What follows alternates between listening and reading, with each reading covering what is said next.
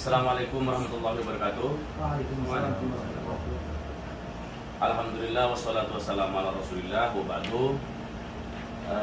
Alhamdulillah di sore ini kami ngobrol-ngobrol santai dengan beberapa mutawif travel. Ada Ustaz Zaki, beliau mutawif travel Amerika Perdana. Beliau Ustaz Ali Wafa, dulunya beliau dengan kifayah.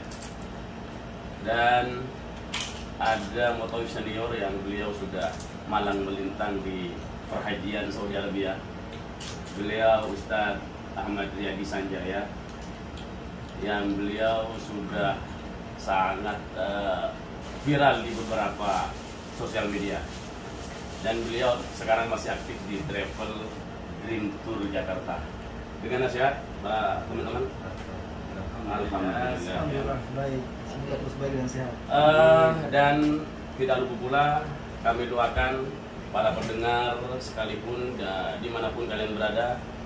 Yang jelas yang pertama saya doakan mudah-mudahan selalu sehat dan dalam lindungan Allah Subhanahu wa taala, dan kalian rezekinya lancar, berkah, dan yang paling penting semoga kalian semua secepatnya Allah mampukan untuk datang ke Baitullah untuk melaksanakan haji dan umroh. Amin. Baiklah para pendengar dimanapun kalian berada, dan untuk sore ini kita akan ngobrol-ngobrol santai tentang regulasi haji 2022 atau 1443 Hijriah.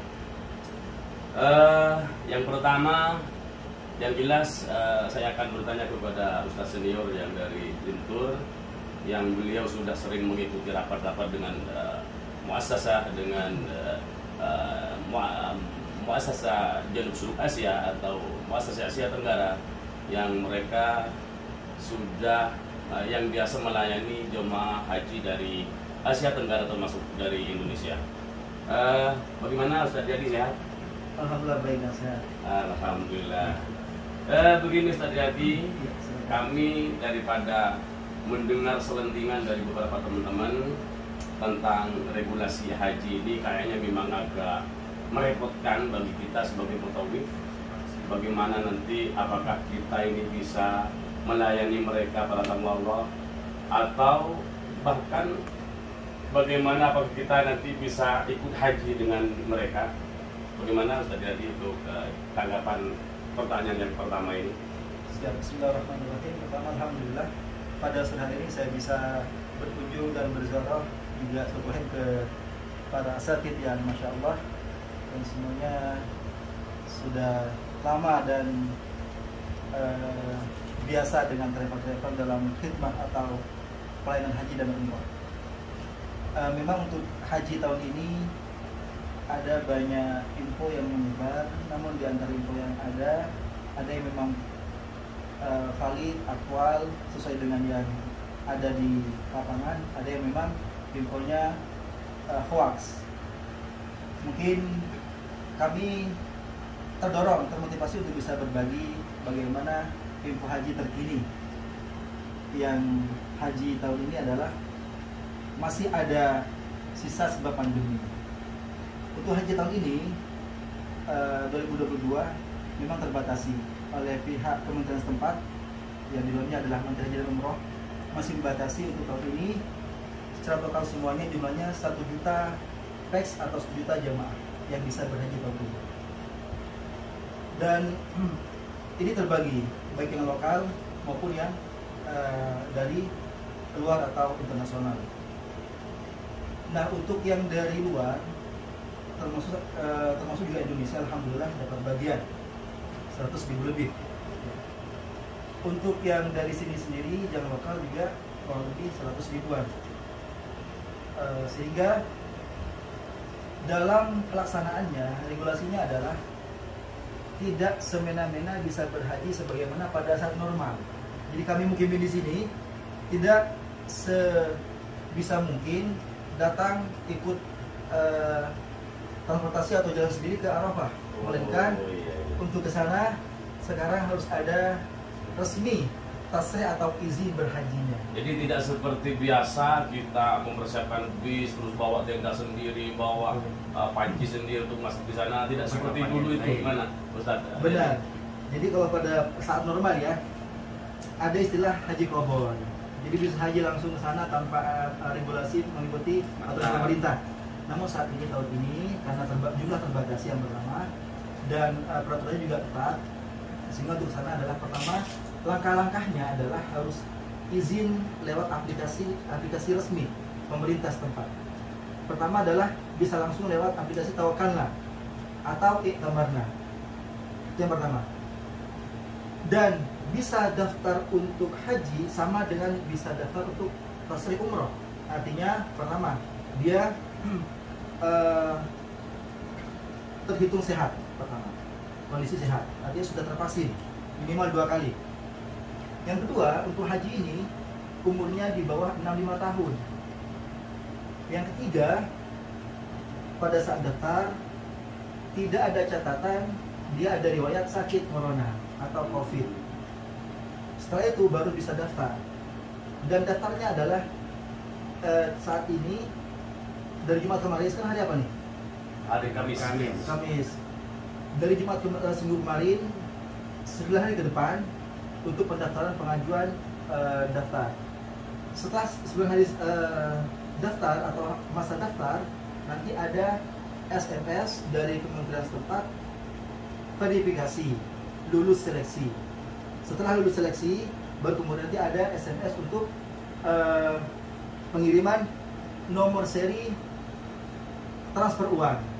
Nah, dalam kita untuk membeli tasrih atau izin dan paket hajinya, di mana nanti itu haji ya, hanyalah sebatas kemah Arafah, kemudian pengaturan di Musdalifahnya yang akan dihadir oleh pemerintah setempat, kemudian di Mina selama 2 hari atau 3 hari. 2 hari untuk yang nafar awal dan 3 hari untuk nafar tani. Untuk daftar ini nanti setelah kita masuk ke aplikasi Iktamarna atau Tawakalna, nanti ada penawaran paket. Kita pertama ada penawaran paket. Paket pertama termurah adalah 10.500 rial. Kalau dirupiahkan kurang lebih 42 juta. Paket yang kedua adalah 13.004 rial atau 13.044 rial. Kalau dirupiahkan kurang lebih 52.200.000 rupiah. Paket yang terakhir yang VIP, yang kalau nanti nginepnya adalah bukan di tenda lagi di Mina, melainkan di gedung coklat yang persis di samping pelontaran jumroh, yaitu 14.738 rial. Kalau dirupiahkan kurang lebih 59.200.000 rupiah. Itu yang harus disiapkan bagi penduduk lokal atau yang akan berhaji dari lokal seperti kami mukimin, atau yang tinggal di sini seperti orang-orang Saudi sendiri. Itu yang harus dipilih dari paket yang resmi. Artinya kalau seseorang, regulasinya bercermin dari tahun kemarin 2021 ya, yang berhaji tanpa tasrih tidak ada kesempatan lulus di akses masuk ke Arafah, apalagi nanti ke Minanya. Berarti untuk di Arafah nanti mungkin akan dipagar bener-bener rapat ya, mungkin hanya ada pintu untuk bis, jadi one gate memang untuk masuk ke Arafah. Benar pastinya.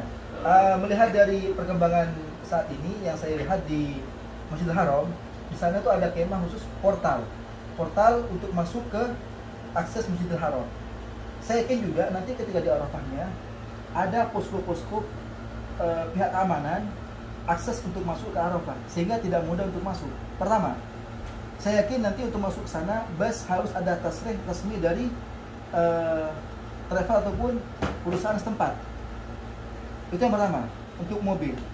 Yang kedua, untuk pejalan kaki, akses pejalan kaki, pasti juga ada nanti keamanan sebagaimana tahun kemarin tidak bisa berhasil. Dan aturan yang saya lihat dari akun resmi mereka, siapapun yang ketahuan pada saat hari-hari haji, melaksanakan haji atau mendekat ke Masjidil Haram atau tempat-tempat ibadah haji, kemudian ia didapati tidak ada tasrih atau izin, pertama dia harus membayar denda 10.000 atau 40 juta rupiah. Allah. Jadi sanksinya memang luar biasa ya. Iya, itu yang pertama.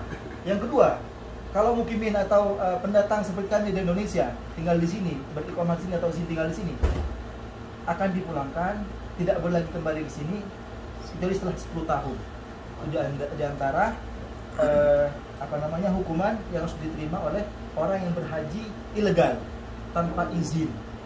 Jadi minimal seperti kami ini akan berhaji untuk tahun ini harus menyediakan uang 10.500 atau sebanding dengan rupiah 42 juta rupiah. Betul, berarti memang sekarang semuanya sudah tersistem ya. Betul, semuanya sudah benar-benar terstruktur bagus, rapi dan benar-benar rapi begitu.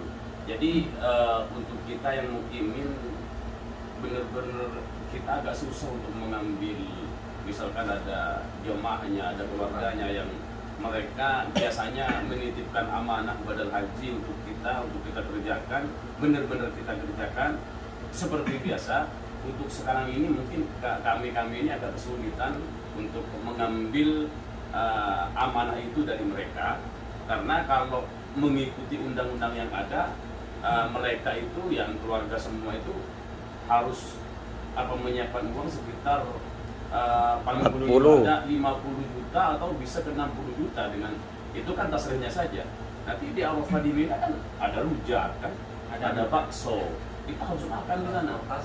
Ada, pokoknya masih ada uang-uang lain, uang-uang tambahan yang mungkin nanti tidak akan terduga.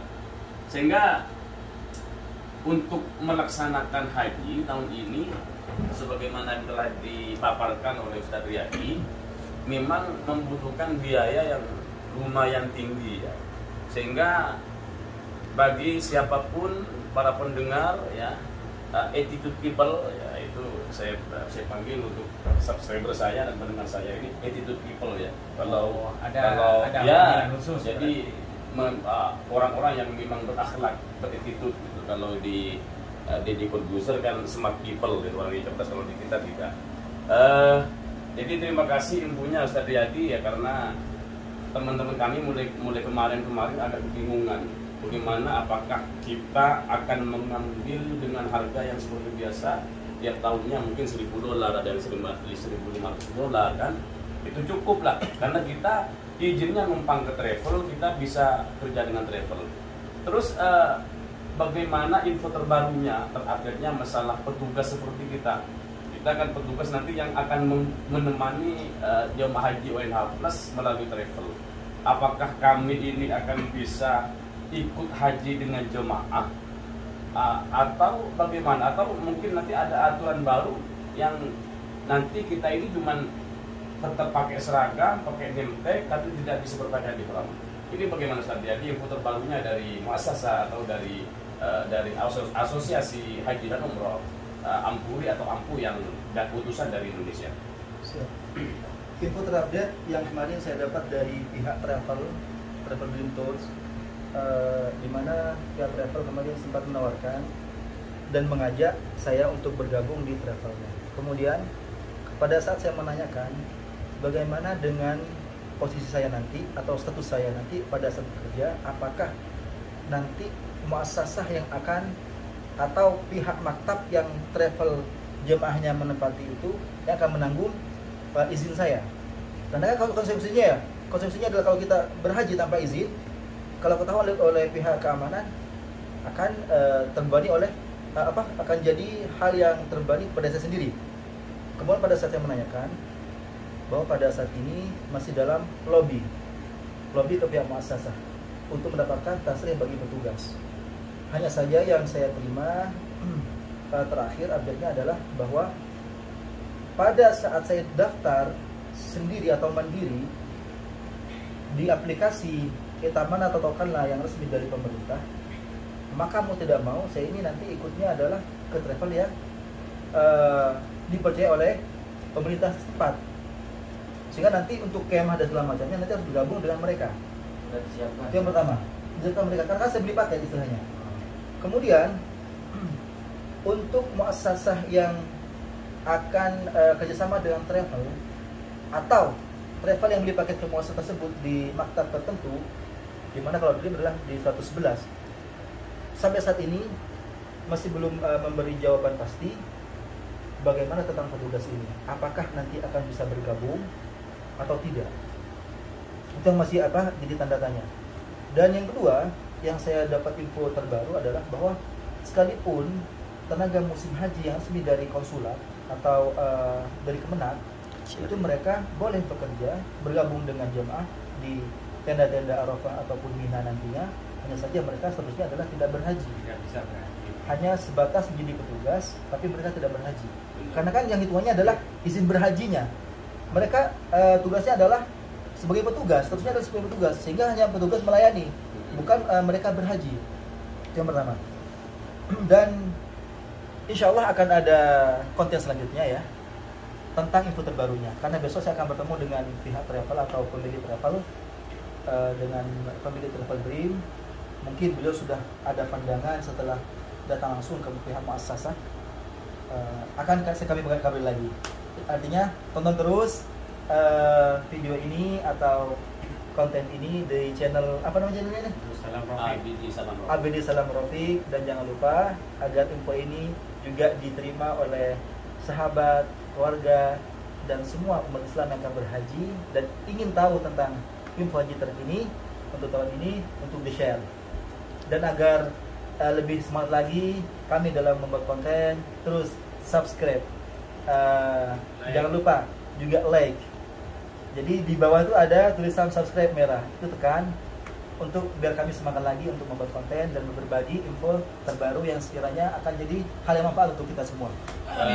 Terima kasih Ustaz Jadi. Jadi poin yang bisa para pendengar petik dari obrolan santai kita sore ini, yang pertama yang jelas kita sebagai insya Allah sebagai petugas ya, sebagai petugas yang dipercaya oleh travel dari Indonesia, kita nanti untuk sementara ini infonya tidak bisa haji dan berarti harus menemani petugas yang dari muassasah. Kan kalau tiap tahunnya memang petugas dari muassasah itu memang tidak ada yang haji. Jadi beliau pakai pakaian resmi tertulis maktab, hanya dari travel aja yang diperbolehkan haji, karena kita memang dari luar pinginnya haji tiap tahun. Kan begitu, pinginnya tiap tahun haji. Tapi untuk saat ini, untuk tahun ini, karena semua sistemnya sudah dirapikan, apapun yang nanti muassasah atau Kementerian Haji putuskan, kami sebagai petugas yang dipercaya oleh travel, kami akan selalu mengikutinya. Sehingga untuk sementara kami tidak akan, insya Allah tidak akan menerima amanah haji yang mungkin harganya tidak sesuai paket yang telah dipersiapkan, yang telah dikeluarkan oleh Kementerian Haji Saudi Arabia. Jadi minimal 50 juta atau 60 juta. Dan kebetulan beliau Ustaz Riyadi yang dari Dream Tour ini, beliau sudah mendapatkan amanah dari Kendari, dari jemaahnya 60 juta. Alhamdulillah. Dan itu pun bukan kita untung banyak, tidak. Itu mungkin hanya ada beberapa untuk habitatnya, untuk minumnya, untuk dusnya begitu. Jadi terima kasih para pendengar dimanapun kalian berada. Terima kasih atas semuanya. Mudah-mudahan kalian terus sehat dan terus tonton channel ini. Jangan lupa like, subscribe, dan silakan share ke sosial media yang lain. Terima kasih atas pendengar, terima kasih teman-teman semua ya. Mau haji nggak? Insya Allah. Mau haji? Insya Allah pasti. Mudah-mudahan kita dilancarkan ya. Mudah-mudahan undang-undang ini semuanya akan mempermudah kita sebagai petugas. Dan kita niatnya mulai dari Indonesia memang bukan hanya ingin petugas, tapi semuanya ingin berhaji tiap tahun. Mudah-mudahan kita semua lancar ya, amin. Amin. Demikian, terima kasih. Akhiran, wassalamualaikum warahmatullahi wabarakatuh. Waalaikumsalam warahmatullahi wabarakatuh.